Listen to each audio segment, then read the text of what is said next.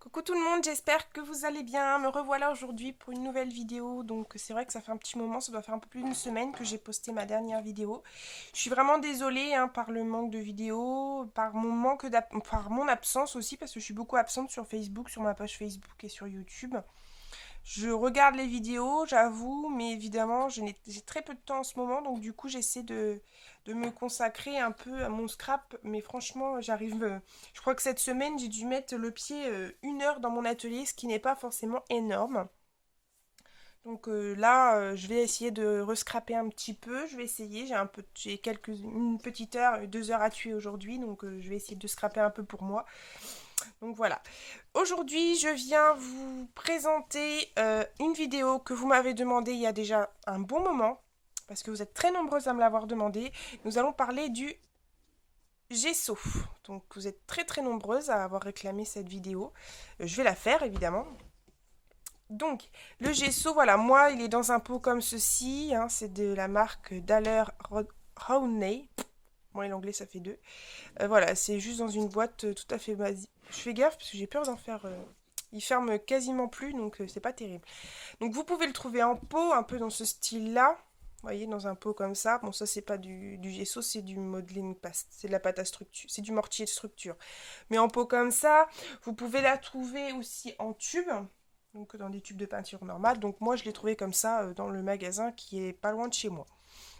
Alors, le gesso, à la base, qu'est-ce que c'est? C'est une peinture qui est quand même assez épaisse, qui est un tout petit peu plus épaisse, mais vraiment très légèrement que la peinture acrylique, je pense. J'espère que je ne vous dis pas de bêtises. Et qui a une chance énorme de pouvoir adhérer sur tous les supports. C'est-à-dire, si vous avez envie de travailler du bois, du carton, du plâtre, du plastique, il n'y a pas de souci. Le gesso, vous pouvez y aller, il n'y a pas de problème, ça va bien adhérer, il n'y a pas de souci. À la base, le gesso est une peinture qui sert à préparer des surfaces pour peindre. Donc, comme sur les toiles des peintres, vous passez votre coup de gesso et ensuite vous travaillez votre peinture, vous travaillez votre dessin ou n'importe quel autre tableau pour ensuite mettre de la peinture acrylique, de la peinture à l'huile ou autre. Donc, à la base, vous voyez, c'est quand même pour les peintres pour préparer des surfaces. Nous, qu'est-ce qu'on fait avec? Eh ben, on s'en sert pour peindre, évidemment. Enfin, pour mettre de la structure sur les pages. C'est ça qui est quand même intéressant avec le gesso. C'est que vous pouvez énormément le travailler. Il y a plein de choses à faire avec. Donc, j'espère vous dire le maximum d'informations sur le gesso. Si j'en oublie, n'hésitez pas à me le dire. Moi, je vais vraiment vous dire ce que j'utilise le plus par rapport au gesso, évidemment. Moi, le gesso, je le dilue avec énormément de choses. Je le dilue également avec de l'eau. Vous allez voir que le gesso se dilue très bien avec de l'eau. Je vais vous montrer. Je vais faire des petits essais avec vous vite fait. Enfin, vite fait. Vous voyez, là, c'est du gesso. Je peux vous dire que ça ne bouge pas. Donc, vous en mettez un tout petit peu. Vous mettez un peu de gesso sur votre structure. Et vous pouvez le travailler avec de l'eau sans problème. Ça va devenir une encre. Ça va pas devenir une encre, mais une peinture très liquide. Que vous pouvez travailler très facilement. Alors j'espère que vous allez bien voir. Voilà. Que vous pouvez travailler facilement sur du papier en faisant quelques coulures. Ou bien, voilà, si vous voulez des effets, par exemple, plus clairs, ce que vous pouvez faire aussi, c'est mettre encore plus d'eau. Je suis en train de chercher mon... Hop. Si vous voulez plus d'eau, n'hésitez pas, vous remettez plus d'eau et puis là vous diluez et puis voilà. Il n'y a pas de souci, ça se dilue vraiment très très bien. Donc le gesso évidemment peut se diluer avec tout. Moi je le dilue avec de l'encre liquide, notamment l'encre Eddy Swap. Je la dilue aussi avec les encres en spray Lepchit. Je la dilue avec de la Distress. Je la dilue avec vraiment toutes les encres que j'ai sous la main en fait. Je la dilue aussi avec de la peinture acrylique, ça se dilue super bien, ça se mélange très très bien, il n'y a pas de souci, vous pouvez vraiment mélanger tout. Moi franchement je mélange tout avec. Là-dessus il n'y a pas de souci. Donc n'hésitez pas, si vous avez envie de diluer c'est simple. Hop, je vais juste reprendre. Vous prenez un petit peu de gesso. Hop.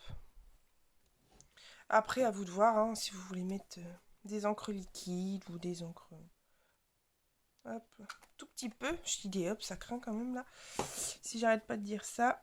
Voilà, vous mélangez. Bon, j'en ai pas mis assez, ça fait encore blanc. N'hésitez pas à le mélanger, hein. Là-dessus, il n'y a pas de souci. Vous pouvez le mélanger vraiment avec n'importe quoi, hein.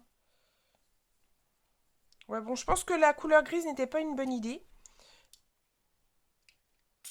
Voilà, je vais carrément pchiter. Ça va faire aussi bien. Voilà. Vous voyez, ça se dilue très bien. Et sur papier. On l'a mise au point, tu te mets. Voilà, ça se travaille super bien. On voit pas trop que c'est du gris, hein. Mais, parce que vu que je suis sur du marron, ça cache un peu la couleur. Voilà. Donc n'hésitez pas à le mélanger vraiment avec toutes les couleurs, hein. Avec n'importe quoi, de l'eau, des encres, comme je vous ai dit. Vous pouvez... Ouais, moi c'est... Avec des encres à alcool aussi. Vous pouvez travailler très facilement ça avec des... Pardon, je suis à l'envers. Avec des encres à alcool ou autre... toute autre encre liquide, vous pouvez... Ou même tout ce qui est peinture ou n'importe quelle autre peinture qui n'est pas du gesso, vous pouvez la mélanger, il n'y a pas de souci, ça se travaille merveilleusement bien. Donc c'est pour ça, n'hésitez pas, hein. Moi, les encres zinc aussi, ça marche super bien, donc c'est pour ça. N'hésitez pas à y aller, foncez. Vous allez voir, vous devriez être ravis. Donc déjà ça, je pense que c'est un point positif par rapport au gesso, c'est qu'il se travaille vraiment super bien. Je pense que je pense que j'en ai dit pas mal là. Vous pouvez, bah oui, parce que bon, à part faire des effets vraiment dessus, c'est vraiment, enfin, là je me mélange un peu. Faire des effets de couleur, il n'y a pas de souci. Ensuite, vous pouvez travailler les textures plus ou moins épaisses avec le gesso. C'est pour ça qu'on peut l'étaler différemment avec différents produits, enfin avec différents matériaux. Donc moi, j'utilise différents matériaux pour étaler mon gesso. Je vais vous en montrer quelques-uns. Donc une carte de fidélité, toute simple. Bon, ça c'est une carte de concert. Vous prenez votre gesso, vous en mettez un petit peu, voyez, sur la carte. Je vais juste allumer la grande lumière, je reviens tout de suite.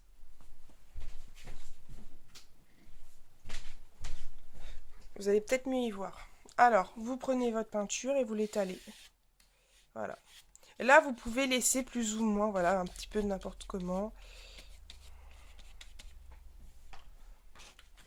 Vous voyez, ça fait de la structure, ce qui est plutôt pas mal. Ensuite, soit vous attendez que c'est sec et ensuite vous travaillez les couleurs, soit vous prenez un pinceau, vous prenez de l'encre. Je vais pas prendre celui-là, je prends celui-là. Et ensuite, hop, vous travaillez directement les couleurs avec le gesso en fait.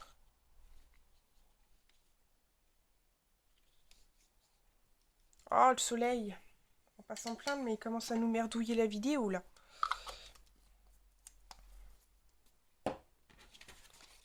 Voilà. Et là, vous laissez sécher. Et là, ça va faire une structure, une petite épaisseur de peinture. Et vous allez voir, le gesso sèche très vite. Il n'y a pas de souci. Vous voyez, déjà, mes deux parties là que j'ai essayées sont quasiment secs. Ensuite, des pinceaux basiques. Donc moi, j'utilise beaucoup les pinceaux plats comme ça. Et j'utilise aussi quelques-uns des pinceaux avec un embout très pointu pour faire des effets de couleur ou des effets de texture. Pardon. Je ramasse au fur et à mesure parce que c'est Bagdad sur le bureau.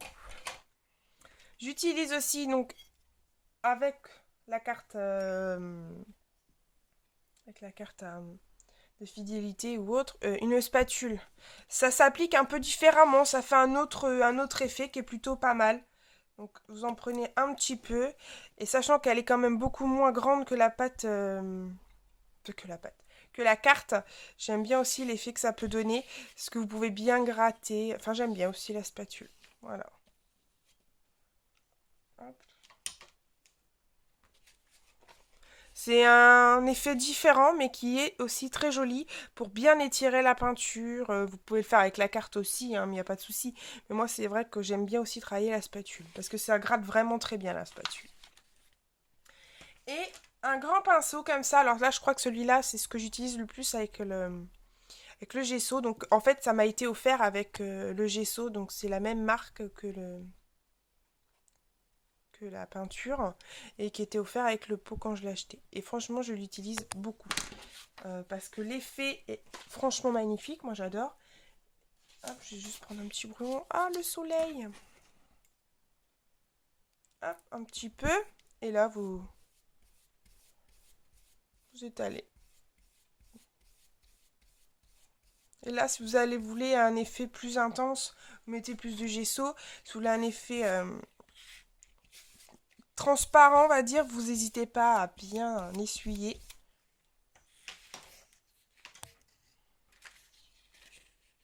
Ah. On va attendre 2 minutes, voilà. L'effet est super sympa. Un effet essuyé qui est super joli. Et c'est sec aussitôt. Hein. Je vous dis, ça sèche super vite le gesso. Donc voilà.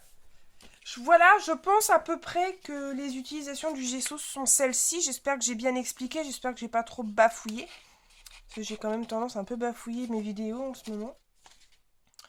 Donc j'espère vous avoir bien expliqué un peu ce que était le but du gesso. Oh, le soleil, il me tape dessus. Les différentes choses que vous pouvez faire avec. Alors je vais vous montrer quelques petites choses que j'ai faites avec. Par ici sur cette... Ah ouais non là c'est pas cool. Attendez 2 minutes, j'ai juste baissé le VX parce que à mon avis...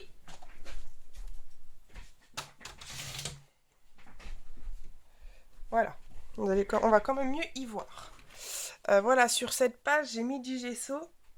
Ici en fait. Un effet essuyé. Sur... avec mon pinceau, j'ai utilisé mon pinceau comme tout de suite et j'ai bien étiré pour que ça ait un effet de transparence. Et j'en ai mis aussi sur les petites Dymo, les petits mots que j'ai créés avec la Dymo dessus. Donc ça tient super bien, il n'y a pas de souci. Qu'est-ce que je peux vous montrer d'autre? Sur ce fond, en fait, j'ai simplement tamponné mes motifs. Enfin, mon tampon fleur. Et là, j'ai passé un coup de gesso. Et du coup, ça m'a fait un fond comme ceci. Oh, je mets à l'envers, je suis bête. Voilà. Sur ceci aussi, voilà, il y a du gesso. Sur mon petite pochette en calque. Vraiment, là, j'ai donné un effet de relief. Donc, j'ai mis énormément de gesso pour que ça fasse un petit relief par rapport à la création. Ici, alors vous occupez pas de ça, vous vous occupez de les petites fleurs qu'il y a derrière. Donc, les petites fleurs, c'est pareil. Donc, je les ai dessinées à la main avec un petit gabarit. Et à l'intérieur, j'ai mis de l'encre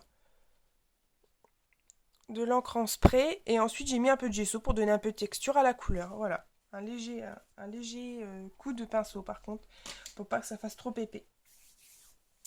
Voilà tout le monde, j'espère vous avoir aidé au maximum par rapport au gesso. J'espère avoir répondu à toutes vos questions parce que vous étiez quand même très nombreuses à me l'avoir posé.